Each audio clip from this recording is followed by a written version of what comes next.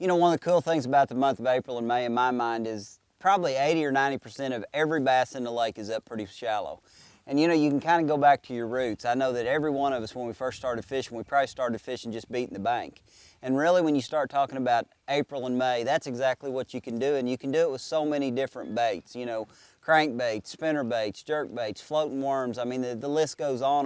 And, you know, there's no doubt to me, April is my favorite time to get up, May, and throw this new shallow McStick 115. I mean, the cool thing about it, you can cover a lot of water. This bait's only going to run about 3 foot deep. You can just get up, get it done, and that's what makes it fun to me. You know, just covering water, looking for fish that are cruising, roaming, and the thing about it is the conditions are the big thing. Anytime you got sunshine and wind in the month of April and May, I don't think there's a better bait day in, day out than I want to be throwing than a McStick or a stick bait of some kind. You know, floating worm, fluke, something like that. We're going to see if we can get it done today here at Lake Lanier.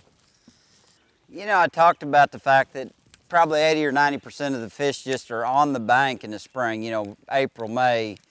You know, June they generally get done spawning, they start moving out. But one thing you got to keep in mind, even when you are just beating the bank, is the key things. You know, I don't care what time of the year, or I shouldn't say that. When you're talking April and May especially, anytime you come to a little point, a little dimple in the bank, something that's a little bit different, that's where you really want to focus your efforts. I mean, I'm not saying you don't want to fish the whole bank, but when you come to something that's unique, a lay down, you know, like I said, a dimple in the bank like you see right there, that's where you really want to focus your attention.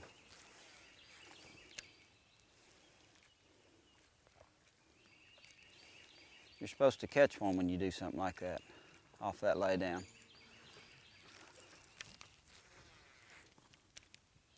Point, that's a good one too. Good one, or he is. Well, I just talked about there not being any fish on points, and sure enough I pull up on a point and there he is. But that's what I'm talking about. You know, I've talked about catching them just covering water, covering bank, and I mean that's what's so cool about this jerkbait, this 115, is you can get up and fish it so much shallower than we're able to fish that 110 or even the you know, the 85 or the 95. I mean, this bait's designed to go like 3 foot deep. It's going to catch a lot of good fish.